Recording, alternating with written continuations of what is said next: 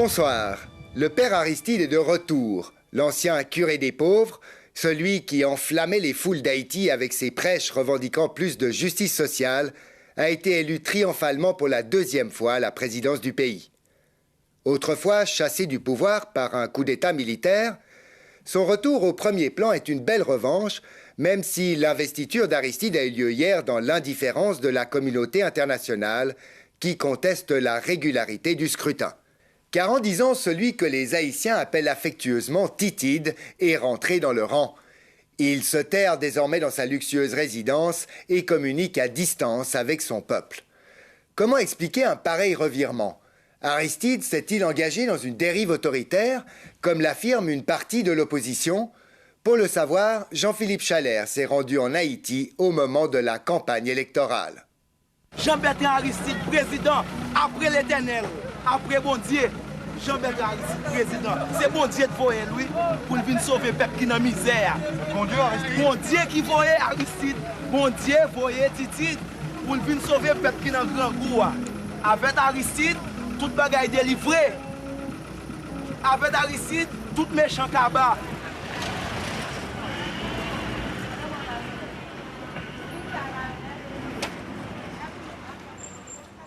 Novembre 2000 à Port-au-Prince. Dans une semaine, on vote. Les retardataires peuvent encore s'inscrire sur les listes électorales. Pour les hommes de ce monde, doit être recevable Jésus Martyr, chef d'État américain, la France, japonais, haïtien, pour repartir, convertir pour sauver après la mort. Pas de chance. Jeune homme, pour Jésus Martyr. Jeune garçon, pour Christ Martyr, libre sauver. Nous avons un seul sauveur en Haïti, le président Aristide. C'est comme Jésus pour vous. C'est comme Jésus pour nous. Parce que son qui comprennent nous, nous sommes capables de dialoguer avec elle. Quel que soit l'espace là, toutes ces poches qui défendent. Nous-mêmes, nous préférons mourir avec Aristide. Ok, c'est tout. Merci.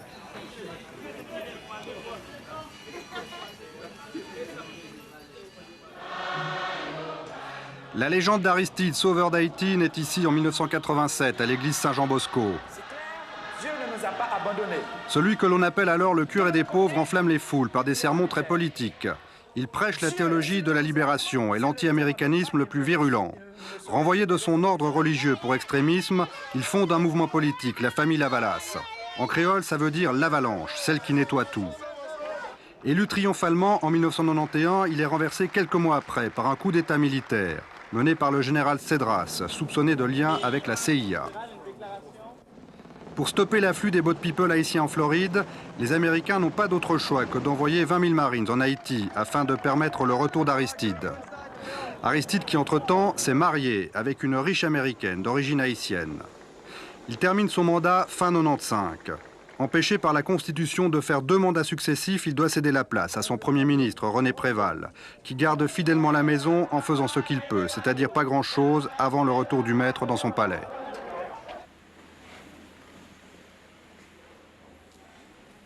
Aujourd'hui, certains de ses proches essaient de maintenir vivante la flamme de l'Église engagée politiquement aux côtés du peuple. Mais la copie est bien loin de l'original. On dirait que la fin des temps, il y a parlé dans la Bible là, ils voulaient précipiter pour nous. Ils ont tout haïtien pour un pays ça pas existe encore. Les ça a venir pour prendre plage, pour baigner, belle mer, bel soleil. Parce que temps ferme tout le temps, fait fret, on ne peut pas même sortir dans la rue des fois, faut boucher tout jour, toutes les oreilles, tout le corps. Il y a battu pour tout le monde mourir, pour tout haïtien fini, pour ne pas exister encore sur ce bout de tête ça. Parce que nous voulons avancer, nous voulons démocratie fleurie. Nous voulons la vie, nous voulons vivre, nous voulons travailler, nous voulons sortir de la misère, mais nous ne voulons pas commencer.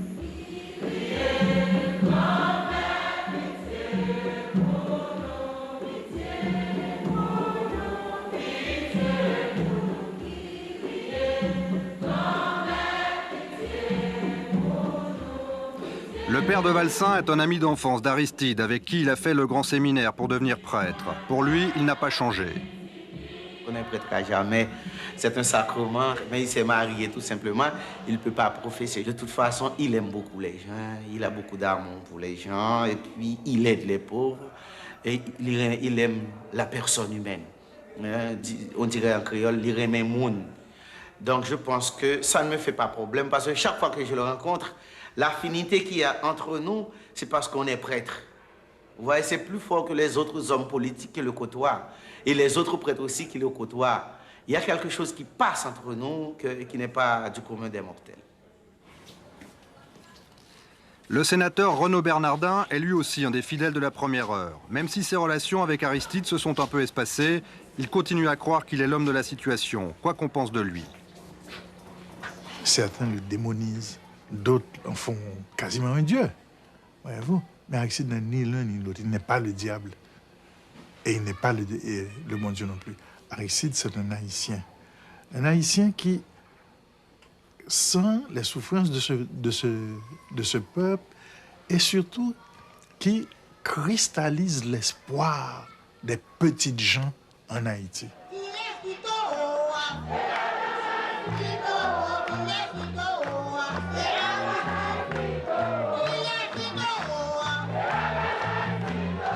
En Haïti, espérer se conjugue au passé. Par exemple, lorsqu'Aristide recevait les pauvres dans son palais au lendemain de son élection, il y a 10 ans.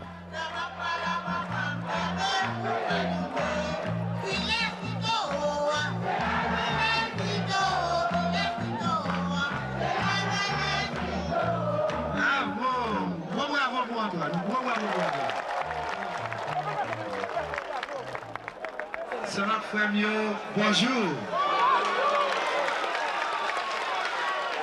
Est-ce que nous sentons dans la caille nous? Est-ce que le palais national, c'est caille pauvre tout? Aujourd'hui, les pauvres sont toujours aussi pauvres, mais Aristide se cache dans sa maison de tabac. Quelques affiches géantes dans les rues, un slogan simpliste, la paix dans les têtes, la paix dans les ventres. Depuis des mois, Aristide ne reçoit plus aucun journaliste. Service minimum donc, avec cette seule et unique intervention télévisée avant le scrutin. Peuple haïtien, n'ayez pas peur. Pas paix fait la paix. Votez et votez en masse pour nous gagner Haïti en paix. Ce n'est pas ça qui va faire vibrer les foules. À quelques jours du scrutin, on a du mal à sentir une quelconque mobilisation. Aristide refuse tout contact avec le peuple pour éviter les risques inutiles.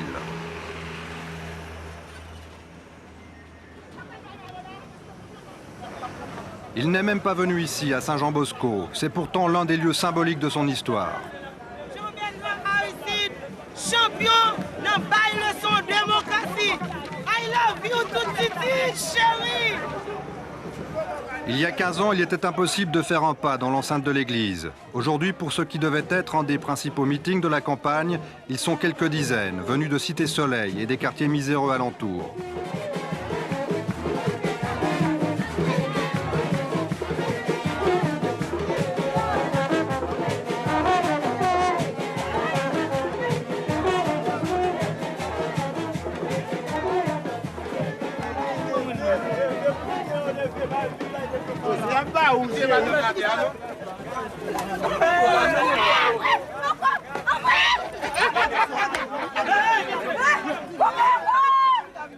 On se bat pour un t-shirt à l'effigie d'Aristide.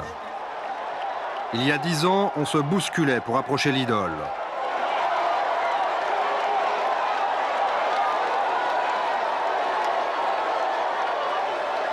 Moi, je crois qu'il a encore une certaine popularité. Mais je crois qu'il y a quelque chose de très fort qui nous est arrivé à nous, Haïtiens, qui avons voté Aristide en 90. Quelque part depuis son retour, il y a une ambiguïté face d'abord au fait qu'il soit revenu avec 20 000 soldats américains. Et lui qui avait été toujours très critique des Américains. Donc quelque part, il y a un compromis qui s'est joué et jusqu'à présent, qui s'est joué au détriment du pays. Probablement, lui, il est sorti gagnant, mais en 5 ans depuis son retour, on a du mal à voir en quoi le pays a été gagnant. Très proche du président sortant René Préval, Michel Pierre-Louis dirige l'une des plus importantes fondations privées haïtiennes. Aristide l'avait engagée comme conseillère pour définir les nouvelles missions de l'État en 1991. Moi, je voyage beaucoup dans ce pays. Je n'ai pas la prétention de tout comprendre. Mais je parle à beaucoup de gens beaucoup d'organisations paysannes, de groupes de jeunes, ils ont nettement le sentiment d'avoir été trahis.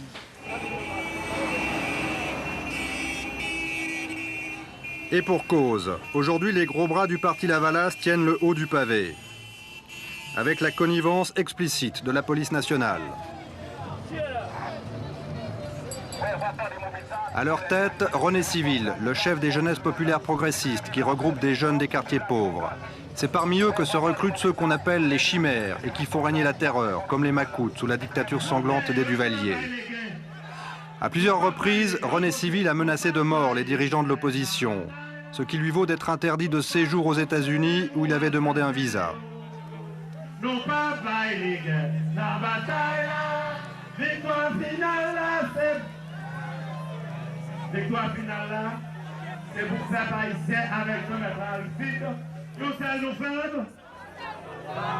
faire ensemble. Merci beaucoup. On ne va pas vous dire.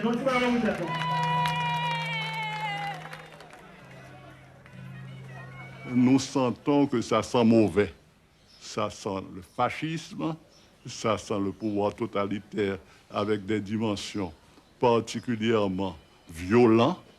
Et donc c'est face à ça que tous les secteurs du pays voient venir ces élections avec préoccupation et sont très clairement conscients qu'il ne s'agit pas d'élections, qu'il s'agit de nouveaux pas de la mainmise et M. Aristide va pouvoir être révélé au monde entier pour cette nouvelle caractéristique, un pouvoir totalitaire, un homme qui a profité de l'espoir du peuple pour se construire sa propre fortune.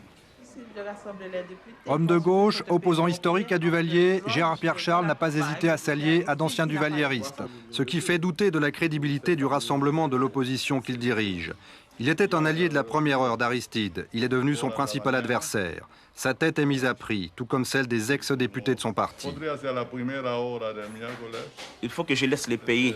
Alors, ils disent, sans tête, ôter ma tête, sans pieds, couper mes pieds, mes bois.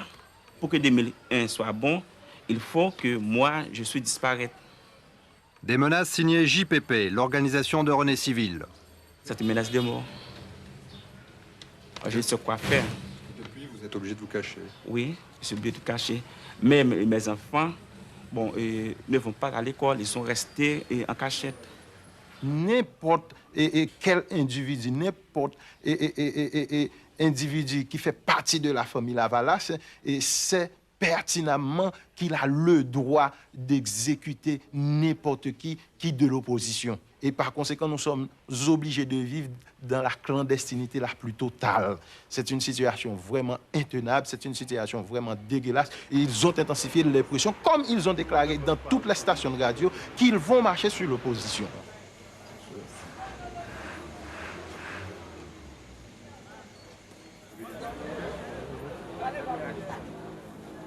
À l'université de Port-au-Prince, la plupart des étudiants avouent leur inquiétude face au regain de violence, même si cette violence ne date pas d'hier.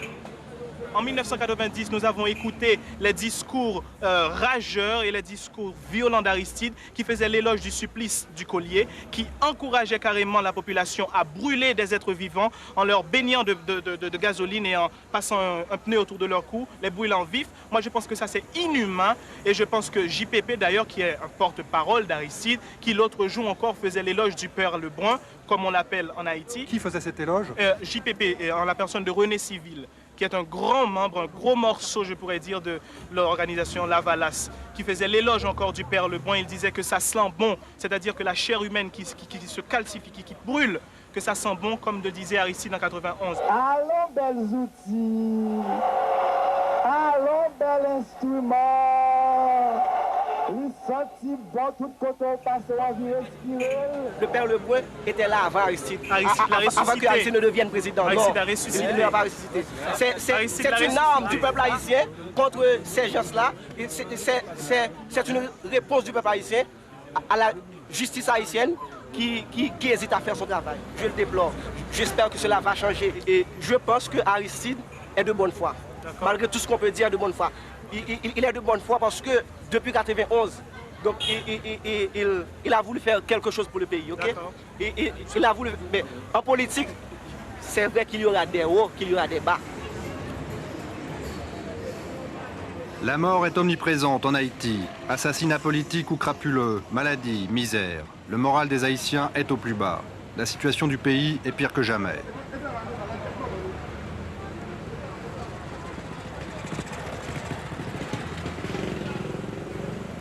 C'est contre tout cela qu'Hervé Denis se révolte. Ancien ministre d'Aristide, il est lui aussi devenu l'un de ses plus virulents opposants. Il vit sous haute protection.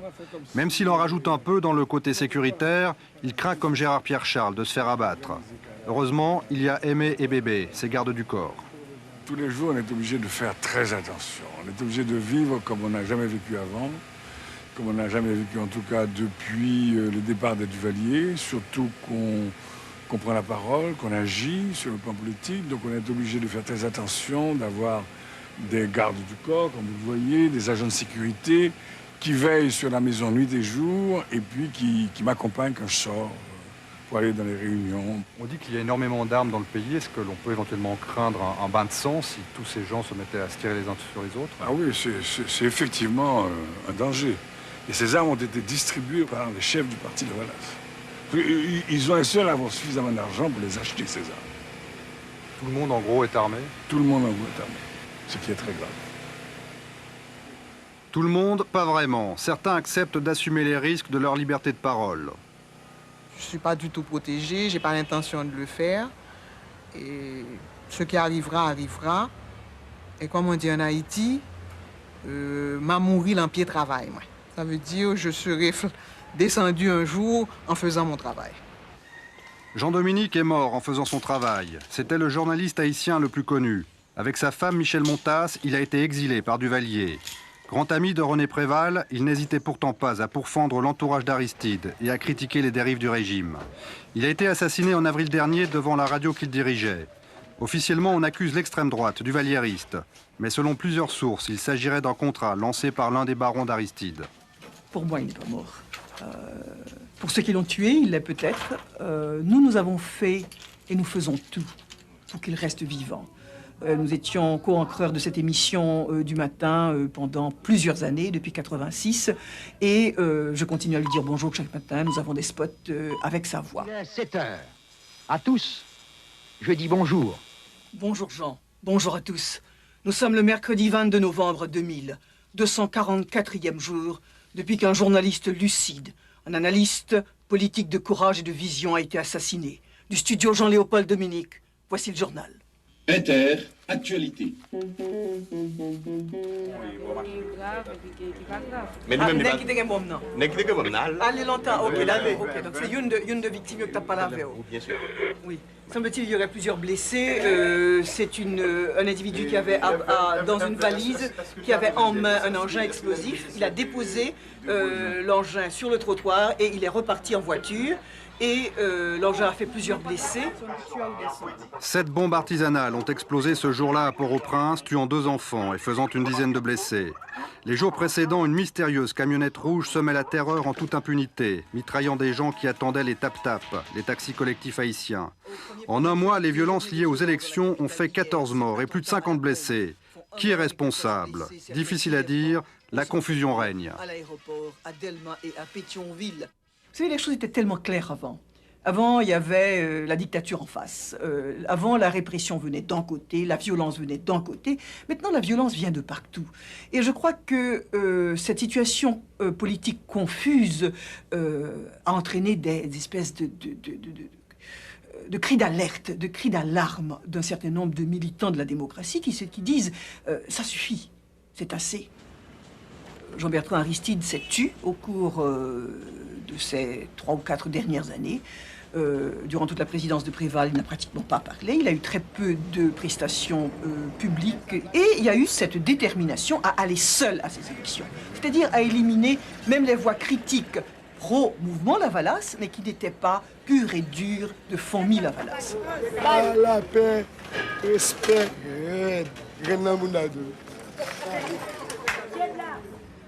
Pas de voix discordante au Parlement. Ironie de l'histoire, c'est le Premier ministre lui-même qui doit s'adresser des critiques, en l'absence de l'opposition éliminée lors des élections controversées du 21 mai dernier. Nous ne pourrons pas aujourd'hui nous bomber le torse, nous donner un satisfait. La communauté internationale a décidé de retirer tous les observateurs internationaux pour l'élection présidentielle, ce qui laisse évidemment planer un doute sur la légitimité du résultat. Si Aristide le décide, il obtiendra sans difficulté de cette assemblée à sa botte qu'elle change la Constitution pour qu'il puisse se maintenir au pouvoir après son nouveau mandat. Merci beaucoup. À moins que d'ici là, l'influence du très inquiétant sénateur Danny Toussaint ne grandisse encore.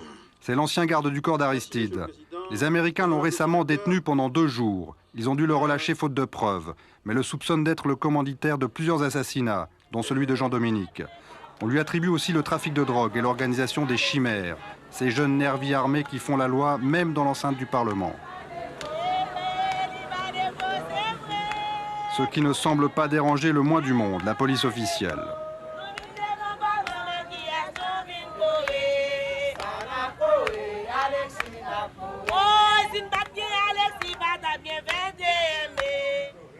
La situation est verrouillée. Hervé Denis croit pourtant à une alternative.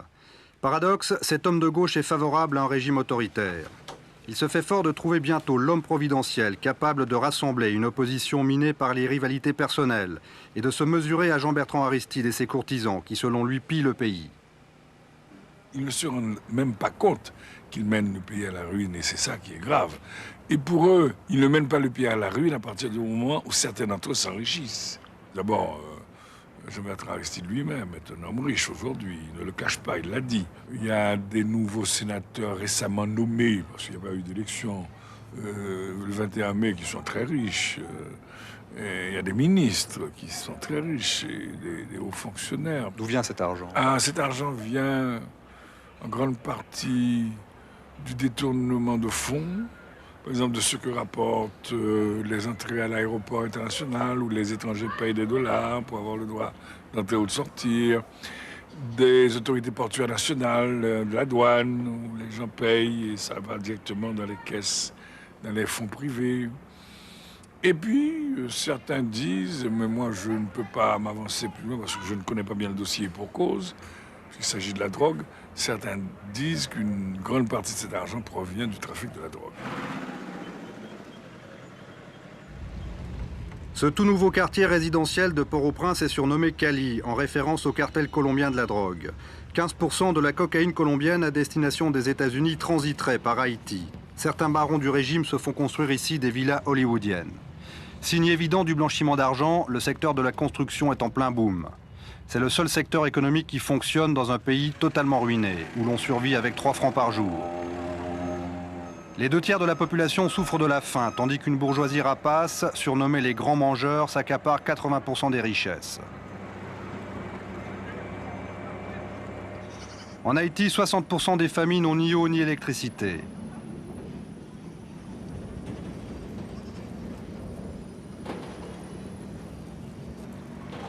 Symbole de cette misère, le bidonville de Cité Soleil. Il a quasiment doublé.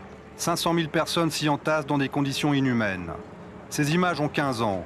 Aujourd'hui, on ne peut plus filmer, c'est devenu trop dangereux. Les habitants refusent qu'on utilise leur image. Même s'ils ont voté Aristide, ils n'attendent plus rien de personne.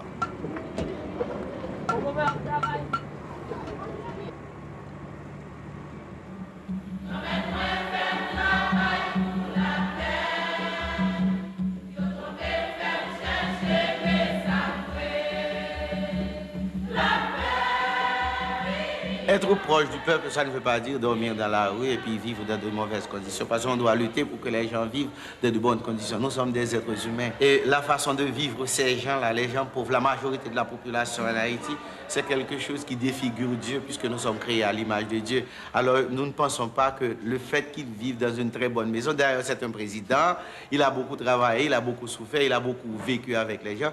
Ça ne veut pas dire non plus qu'il a trahi les gens. La proximité avec le peuple, ne signifie pas vivre dans une situation infra-humaine. La formalité hebdomadaire de la messe accomplie, le père de Valsin rentre chez lui. Il ne vit pas non plus dans une situation infrahumaine. Il fait partie de la nomenclatura du régime, avec chauffeur, garde du corps et grosse voiture.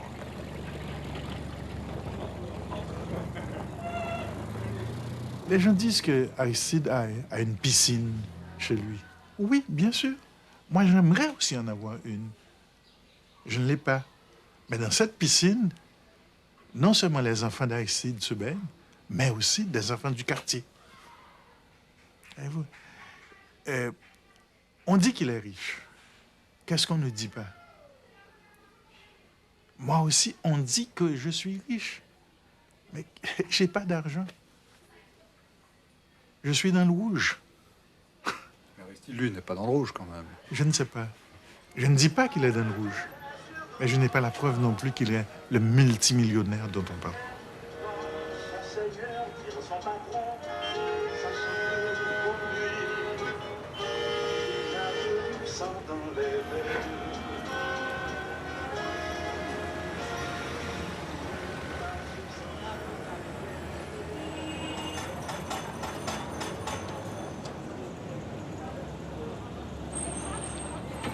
On appelle une tasse.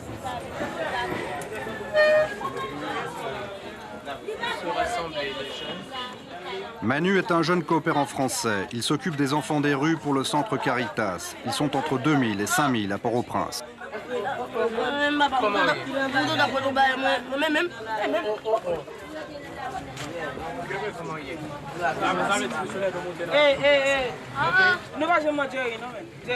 Jerry.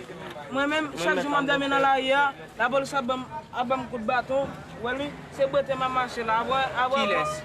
La police. La police? Oui. C'est chef pompier, avant chambre bafouin, et bon, pas coup de bâton, c'est beau, ma marche là. Même faut que pour mettre dans ça. Les enfants des rues, c'est un petit peu une sorte de honte du pays Haïti. Et donc, on essaie de les cacher plus ou moins. Et pour les cacher, on les bat en essayant de les dissuader d'aller dans la rue, de se montrer devant tout le monde. Et puis donc, pour cela, donc, ils sont battus. Maintenant, c'est quasiment tous les soirs où ils sont battus et on leur tire dessus aussi. Nos pères Kounia dans la rue. Oui. Ils ont très très peur dans la rue. Est-ce qu'il y en a certains qui voudraient venir au centre, là, de ces enfants? Est-ce qu'il y a un Timoun qui voulait entrer dans le centre? Oui, tout net. Tous. Et ça, nous, on ne peut pas venir en aide à tous ces enfants. Dans les années 80, les enfants des rues étaient les protégés d'Aristide qui avait créé un centre pour les accueillir. Aujourd'hui, ils ne savent plus où aller. OK. Et combien a-t-il de doigts dans une main? Il y a 5 doigts dans une main. Qui sont? Le pouce, l'index, le majeur, la lumière et l'auriculaire. OK, très bien. Compliment, bravo. Maintenant... Ces enfants ont eu de la chance. Grâce au père Le Belair, ils ont pu trouver un foyer et quitter la rue. Cela devrait être une des missions principales de la Fondation Aristide, qui reçoit des millions au titre de l'aide internationale. De l'argent qui serait utilisé à d'autres fins. Est-ce que ces enfants des rues sont encore une préoccupation importante pour la Fondation Aristide, par exemple? On ne parle pas. Vous êtes pessimiste pour l'avenir? Naturellement, je suis plutôt optimiste. Le travail que nous faisons au niveau des enfants des rues, le travail que nous faisons au niveau de l'alphabétisation dans la paroisse va plutôt dans le sens d'un optimisme. Mais je crois aussi qu'il faut être réaliste, c'est qu'on ne voit pas très bien où on va. La situation économique du pays est désastreuse. La gourde perd sa valeur. On est arrivé à 25 gourdes pour $1, donc avec des conséquences immédiates sur le marché, sur l'alimentation, sur l'école, les transports. Donc, par contre, les salaires ne bougent pas beaucoup. Le budget des ménages ne tient plus. Alors, on ne peut plus continuer comme ça. On a beau se serrer la ceinture, mais il faut qu'on puisse se reprendre. Haïti doit devenir une société de réparation sociale. Il y a des gens qui ont été exclus depuis 2 siècles. Les descendants d'esclaves. Ça fait pas longtemps, vous savez. C'est 4-5 générations. Des gens qui ne savent pas lire et écrire. Des enfants qui sont actuellement, parce que leurs parents n'ont pas d'argent, soumis à un quasi-esclavage. Des enfants des rues. Mais pire que ça, des enfants qui sont en domesticité. Et ces enfants-là sont abusés. C'est tout ça qu'il faut résoudre. Il doit y avoir équité, bien sûr. Mais il doit y avoir aussi pour certaines personnes des politiques qui les privilégient. Jusqu'à ce que, n'est-ce pas, ces gens puissent affronter la société à armes égales avec les autres. J'ai une grande amertume. Il y a 10 ans de ça, je n'aurais jamais pensé qu'on en serait là aujourd'hui. On savait que ça allait prendre du temps. On savait qu'on serait peut-être mal compris. Mais on ne savait pas qu'aujourd'hui, on vivrait pratiquement le revers de cette situation et qu'on n'est pas encore au bout du tunnel. Les choses paraissent considérablement obscures. Jean-Bertrand Aristide ne fait rien pour éclaircir les choses. Nous aurions voulu savoir comment il allait répondre aux immenses besoins du peuple haïtien. Il a refusé de nous recevoir. Les Haïtiens qui l'ont élu sur un score stalinien peuvent encore lui accorder le bénéfice du doute. Mais ils ne lui laisseront plus aucun droit à l'erreur.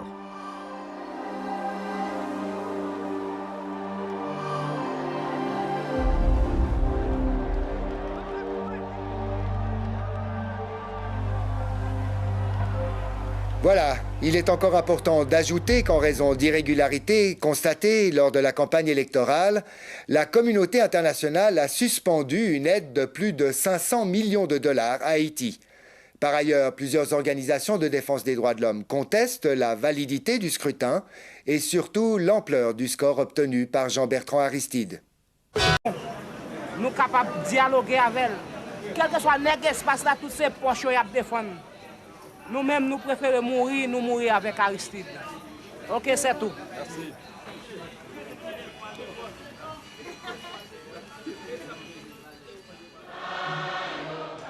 La légende d'Aristide, sauveur d'Haïti, naît ici en 1987 à l'église Saint-Jean-Bosco. Dieu ne nous a pas abandonnés. Celui que l'on appelle alors le curé des pauvres enflamme les foules par des sermons très politiques. Il prêche la théologie de la libération et l'anti-américanisme le plus virulent. Renvoyé de son ordre religieux pour extrémisme, il fonde un mouvement politique, la famille Lavalas. En créole, ça... Comment expliquer un pareil revirement? Aristide s'est-il engagé dans une dérive autoritaire, comme l'affirme une partie de l'opposition? Pour le savoir, Jean-Philippe Chalère s'est rendu en Haïti au moment de la campagne électorale.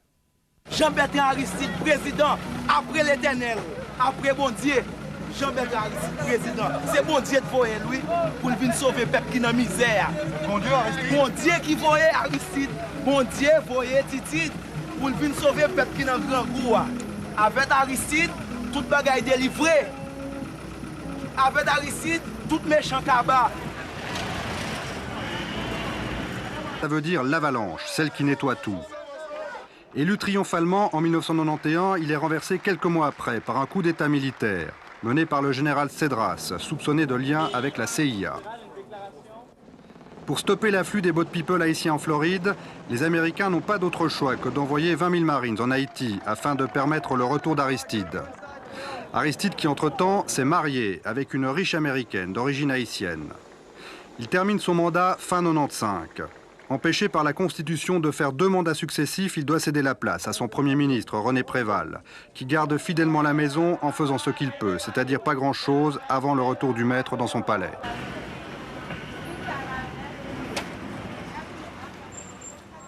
Novembre 2000 à Port-au-Prince. Dans une semaine, on vote. Les retardataires peuvent encore s'inscrire sur les listes électorales. Pour les hommes de ce monde, doit être recevable. Jésus Martyr, chef d'État américain, la France, japonaise, haïtien, pour repartir, convertir pour sauver après la mort. Pas de chance. Jeune homme, pour Jésus Martyr. Jeune garçon, pour Jésus Martyr, libre sauver. Nous avons un seul sauveur en Haïti, le président Aristide. C'est comme Jésus pour vous? C'est comme Jésus pour nous. Parce que son qui comprennent nous. Bonsoir. Le père Aristide est de retour. L'ancien curé des pauvres, celui qui enflammait les foules d'Haïti avec ses prêches revendiquant plus de justice sociale, a été élu triomphalement pour la 2e fois à la présidence du pays. Autrefois chassé du pouvoir par un coup d'État militaire, son retour au premier plan est une belle revanche même si l'investiture d'Aristide a eu lieu hier dans l'indifférence de la communauté internationale qui conteste la régularité du scrutin. Car en 10 ans, celui que les Haïtiens appellent affectueusement Titide est rentré dans le rang. Il se terre désormais dans sa luxueuse résidence et communique à distance avec son peuple.